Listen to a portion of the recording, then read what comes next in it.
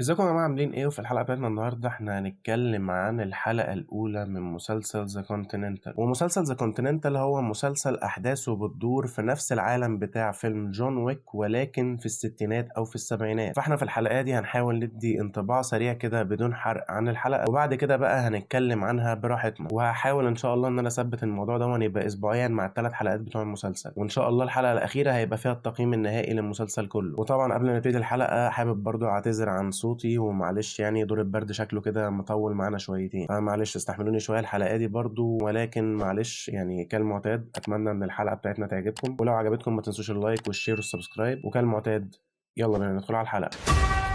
What Frankie took is very important to a lot of very dangerous people. If you don't retreat, I'll bring the weight of this whole institution down on you both.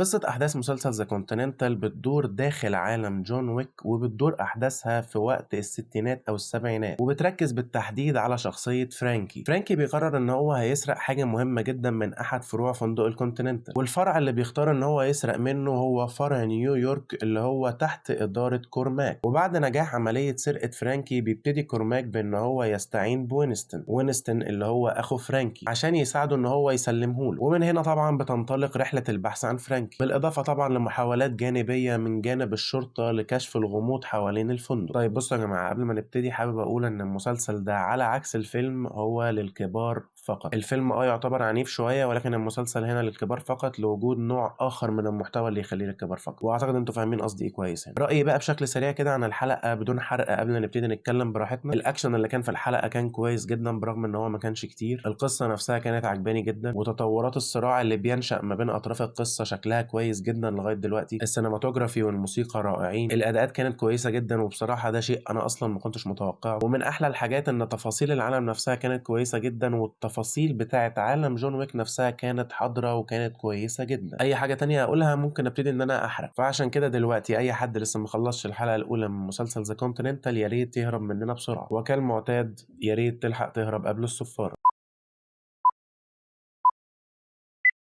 بنبتدي الحلقة الأولى وإحنا بنشوف إن فرانكي ووينستون موجودين في القسم ومحطوطين في أوضة التحقيقات، وهنا إحنا بنشهد حوار بيدور ما بين فرانكي ووينستون، واللي بيقول فيه فرانكي لوينستون إن هو عنده استعداد يشيل عواقب اللي حصل ده هي حاجة غامضة إحنا لسه مش عارفين هي إيه، ولكن للعلم الكلام ده كان بيحصل وهم أطفال صغيرين، وبيحصل في عام 1955 بالتحديد. والعواقب اللي بيشيلها فرانكي دي هي اللي بتخليه يتسجن لمدة حوالي على الأقل 20 سنة. وبصراحة الطريقة دي في السرد اللي اتكررت هنا كتير في الحلقة الأولى عجبتني جدا من المسلسل، إن هو يديك تفاصيل عن حاجة صغيرة ولكن ما يكشفلكش قوي كل الأوراق بتاعته. يعني إحنا عرفنا إن في حاجة مهمة حصلت زمان خلت فرانكي يتسجن، ولكن ما عرفناش إيه هي الحاجة دي أصلا. فأنت لسه عندك القابلية إن أنت وأنت قاعد بتتفرج في حاجات مهمة أنت هتكتشفها، لأن الموضوع ده ما اتكررش بس على القصة بتاعت فرانكي ووينستون، لا الموضوع اتكرر في كذا حاجة في الحلقة. وما تستعجلوش، إحنا هنتكلم عن الكلام ده كله كمان شوية. بعد كده بقى بننط لشوية سنين محترمة لقدام، اللي هو تقريبا يعني بعد خروج فرانكي من السجن، وبنشوف فرانكي وهو بيحاول يدخل حفلة بتحصل في فندق الكونتيننتال، واللي بيكون واضح ان هو مش مرحب فيها قوي نظرا لان الامن بيحاول انه يطرده، ولكن بعد حوار بيقنع فرانكي فيه الامن ان هو يسيبه يدخل، فبيسيبه يدخل عادي. بعد ما بيدخل الحاجة الوحيدة اللي هو بيعملها ان هو بيقف شوية، وبعد كده بيدخل يسلم على كورماك، وبعد كده بيطلع بره تاني. ولما بيطلع بره تاني بيبتدي يروح مع الشخص اللي بيساعده علشان ينفذوا السرقة بتاعتهم. وبصراحة الطريقة اللي هم عملوها علشان ينفذوا طريقة السرقة بتاعتهم دي انا حاسسها بصراحة كرييتيف قوي، وعجبتني جدا بصراحة، لان الفكرة اللي معتمد عليها طريقة السرقة بتاعتهم هي ان في مدخل للمكان اللي هم عايزين يسرقوه او الخزنة اللي عايزين يسرقوها من ناحية القطر. فلما هم بيطلعوا من ناحية القطر وبيربطوا حاجة في الخزنة، والحاجة دي بتبقى مربوطة بخطاف كبير، بيسيبوا الخطاف الكبير ده نازل من الفتحة اللي هم طلعوا منها، وبالتالي القطر وهو معدي هيشبك فيها وهيسحبها معاه بالغلط، وهو ده اصلا هدفهم، لان هي دي اصلا الطريقة اللي هيفتحوا بيها الخزنة. فبصراحة الفكرة عجبتني جدا، لان انت تحس انها في السهل الممتنع، هي فكرة سهلة ولكن بتحقق المطلوب. وعامة بعد عملية السرقة دي ما بتنتهي للأسف طبعا الناس فوق بيكتشفوا، وبالتالي الأمن بيبتدي ينزل لهم تحت علشان يشوف ايه اللي بيحصل في الخزنة. ومن هنا بينطلق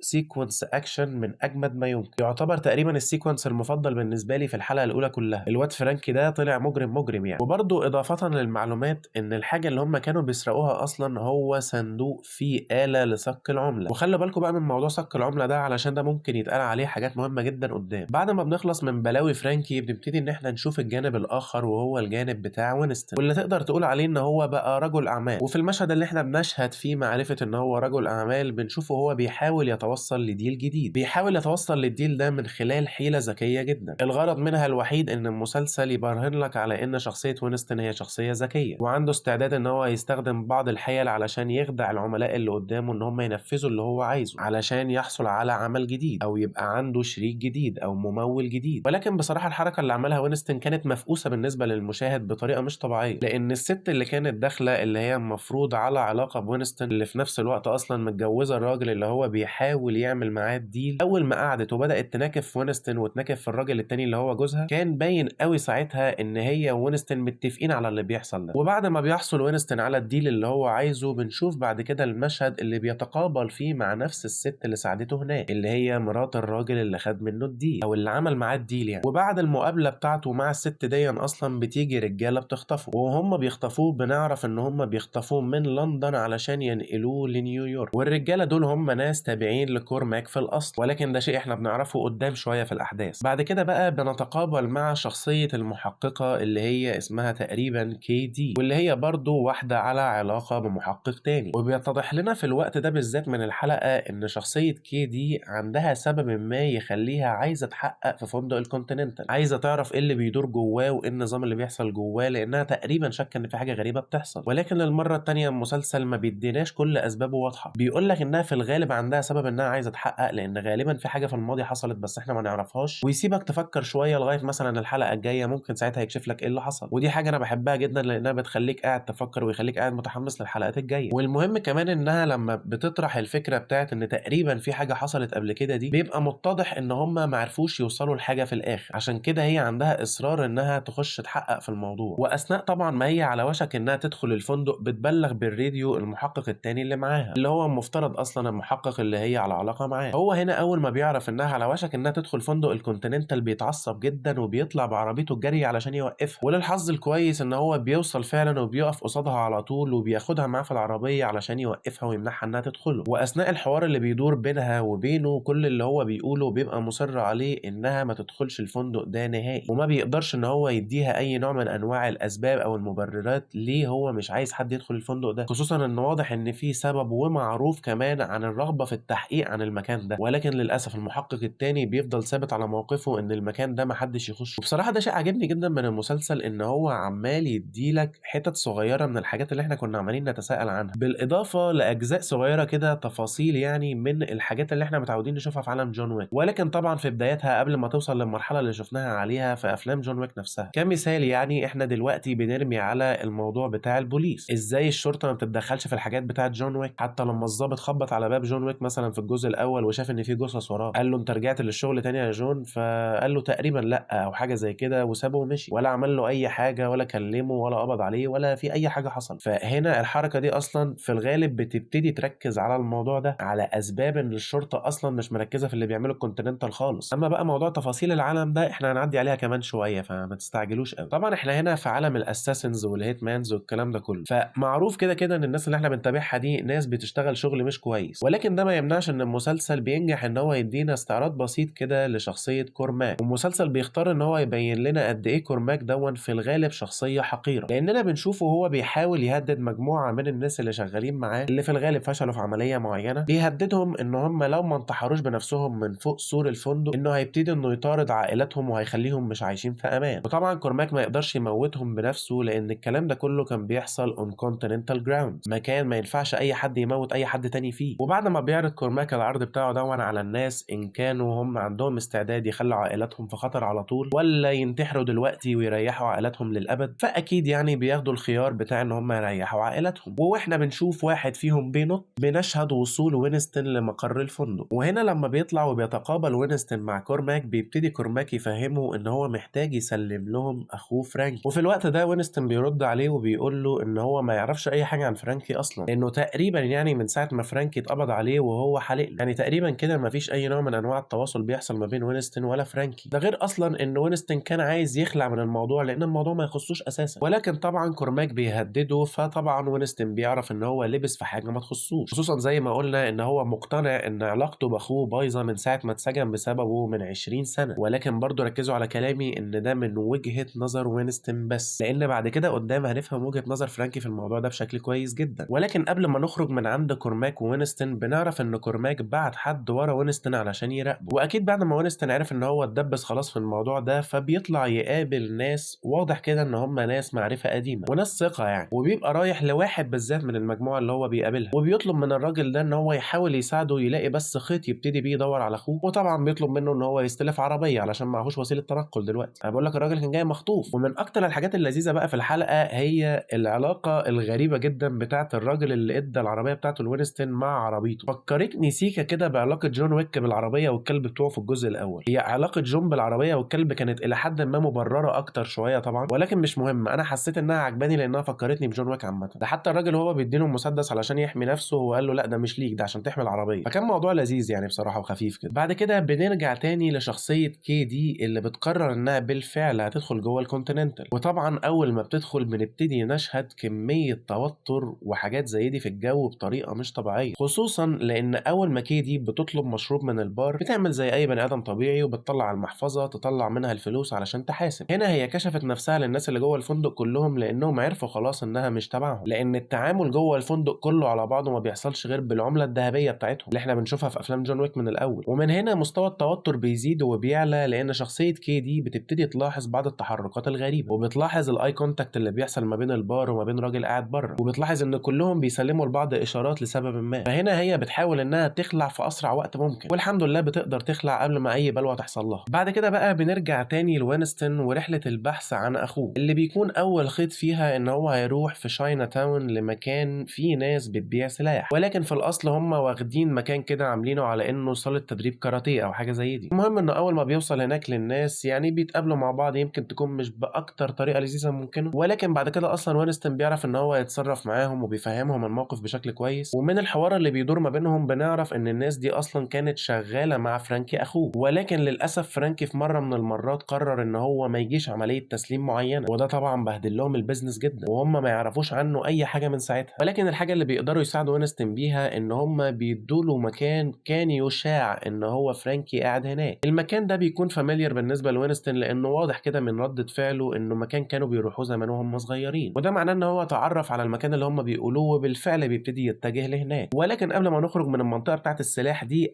دي بقى الجزئيه الثانيه من المواضيع بتاعه التفاصيل بتاعه العالم. يعني احنا في الاول زي ما بقول لك عدينا على الجزء بتاع ازاي الشرطه اصلا ما بتحققش في موضوع الكونتيننتال، وازاي معديين الجرائم والبلاوي اللي بتحصل دي كلها. وبعد كده شفنا الناس بتوع السلاح اللي بنشوفهم بعد كده بتطور اكتر في افلام جون ويك، ناس بروفيشنال جدا وعندهم كود نيمز كمان للاسلحه وعندهم تنوع رهيب، وتخش اصلا تحس ان انت داخل محل عادي مش داخل محل اسلحه. احنا بقى بنشهد بدايه الكلام ده كله من اول هنا. وكمان كان في رميه سريعه كده على الناس بتوع الهدوم في الفندق بتاع الكونتيننتال نفسه، لما كان في واحده واقفه مع كورماك بتوري له اخر الحاجات اللي وصلوا لها. وكل ده عجبني جدا لان هي تفاصيل صغيره ولكن هي ملامح مهمه جدا من ضمن العالم بتاع جون ويك، حاجات عارفين ان احنا لو دخلنا العالم بتاع جون ويك هنسمع عنها او هنشوفها. وعجبني جدا ان المسلسل اهتم هنا يقدم ماضي الشخصيات اللي كانوا بيبيعوا السلاح لفرانكي، او اقصد يعني كانوا بيبيعوا السلاح وفرانكي كان شغال معاهم. عجبني جدا ان المسلسل ادانا لمحه بسيطه من الماضي بتاعهم ولمحه بسيطه جوه حياتهم بشكل عام. بعد كده بقى بنرجع لوينستون اللي هو اصلا خلاص قدر يوصل للمكان اللي كان مستخبي فيه فرانكي، وهناك بيقابل فرانكي ومراته واللي بيقنعهم بصعوبه تامه جدا ان هم لازم يهربوا دلوقتي ويسيبوا المكان اللي هم قاعدين فيه، لان رجاله كورماك بتدور عليه في كل حته ووينستون متاكد ان هم مش هيسيبوهم في حالهم. ومره تانية هنا المسلسل بيختار ان هو يدلل على ذكاء وينستون، لاننا هنا بنشهد من وينستون نجاحه الرهيب في عمليه خداع الناس اللي بتراقبه، لانه بيقدر يخدعهم بانه سايب عربيته في مكان ما فهم بيضيعوا وقت وبيروحوا يدوروا وراه هناك في المكان الغريب التاني اللي هو مش فيه ده اصلا، وبيقدر ان هو يكون مخبي عربيته في حته تانية وبينجح بالفعل ان هو ياخد اخوه ومراته ويهربوا. ومن هنا بيتحرك وينستون واخوه ومراته علشان يرجعوا للناس اللي استلف من عندهم العربيه، لان في الغالب هم دول اللي هيساعدوه على تامين وسيله تخليه يهرب من هنا، وهي طياره هتكون منتظراه فوق مبنى ما. وهناك واحد من الناس اللي كان راجع لهم تاني وينستون بيبيعوا وبيكلم كورماك وبيبلغوا ان فرانكي ومراته بقوا موجودين بالفعل معاهم، وبالتالي كورماك بيبعت فريق كبير جدا من الناس علشان يرجعوا آلة صك العمله، وطبعا يجيبوا له فرانكي ان كان حيا او ميتا. ده بالاضافه لانه بيكون مكلف 2 تانيين اسمهم ذا توينز بنفس العمليه. واصلا في المشهد اللي هو كان طالب من الراجل اللي معاه ان هو يكلف التوينز بالموضوع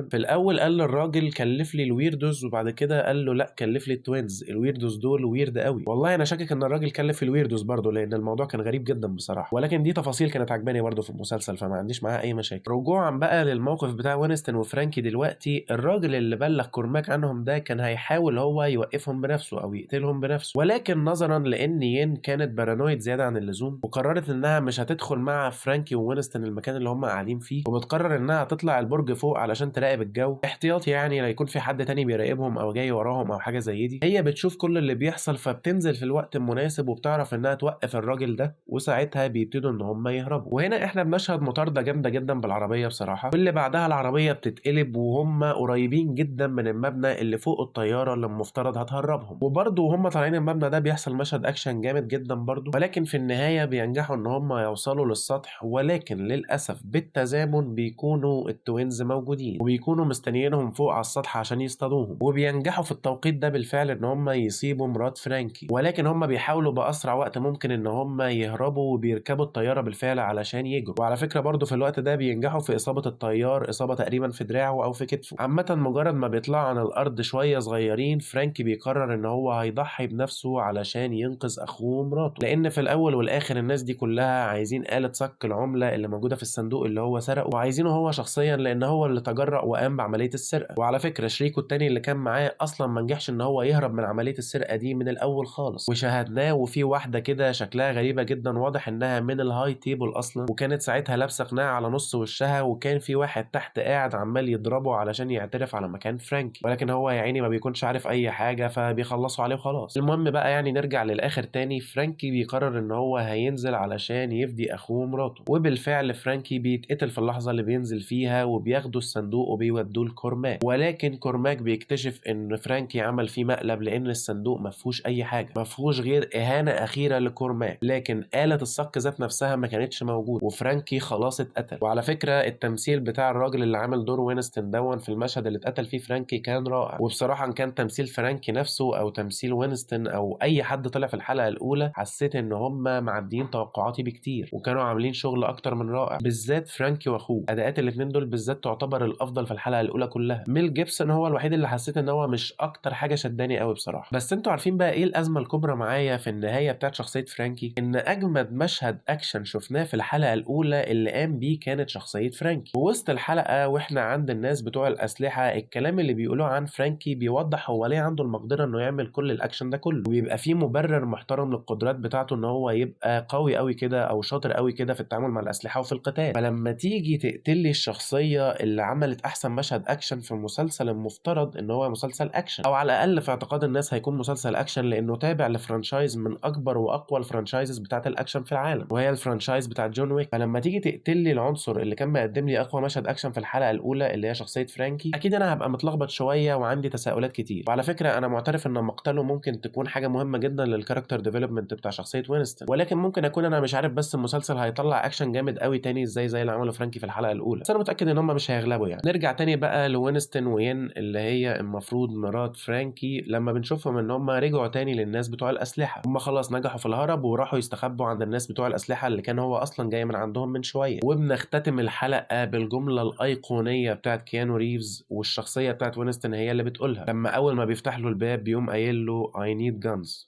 lots of guns. Guns. Lots of guns. Guns. Lots of guns. يعني بصوا اقول لكم حاجه، هم حلبوا الجمله دي زياده عن اللزوم، اتقالت في ماتريكس وبعد كده حلبوها في جون ويك وبعد كده بتتقال هنا تاني، ولكن انا ما عنديش مشكله لان الجمله جامده جدا وبتفكرني بكيانو ريفز اللي كان بيقولها بطريقه جامده جدا جدا جدا، فيعني انا ما عنديش مشكله اقعدوا احلبوا فيها طالما هتخلوني ابقى مبسوط. وبس كده، دي كانت كل حاجة موجودة في الحلقة كلها. ادينا اهو اتكلمنا عن كل تفاصيل الحلقة، واعتقد اننا ما سيبناش فتفوتة مهمة ما اتكلمناش عنها، ولكن لو اتضح ان في حاجة انا نسيت ان انا اتكلم عنها يا ريت تكتبوها لي تحت في الكومنتات، ممكن نبقى نركز عليها شوية في اول الحلقة الاولى علشان نبقى ما فوتناش اي حاجة. وطبعا الاهم من الكلام اللي انا قلته ده كله عن رأيي في الحلقة، الاهم من كل ده هو رأيكم انتوا. يا ريت تكتبوا لي رأيكم عن الحلقة الاولى تحت في الكومنتات، وتقولوا لي هل عجبكم ولا لا، وهل شايفين ان المسلسل عامة في الاخر هيبقى حلو ولا لا. وطبعا برضو رأيكم في الحلقة بتاعتنا احنا ذات نفسها مهم جدا. وكالمعتاد ما تنسوش لو الحلقه بتاعتنا عجبتكم تبقوا تعملوا لايك وشير وسبسكرايب وتفعلوا زر الجرس. وكالمعتاد كان معكم مارو من مارو ريفيوز، بشوفكم في الفيديو الجاي. سلام.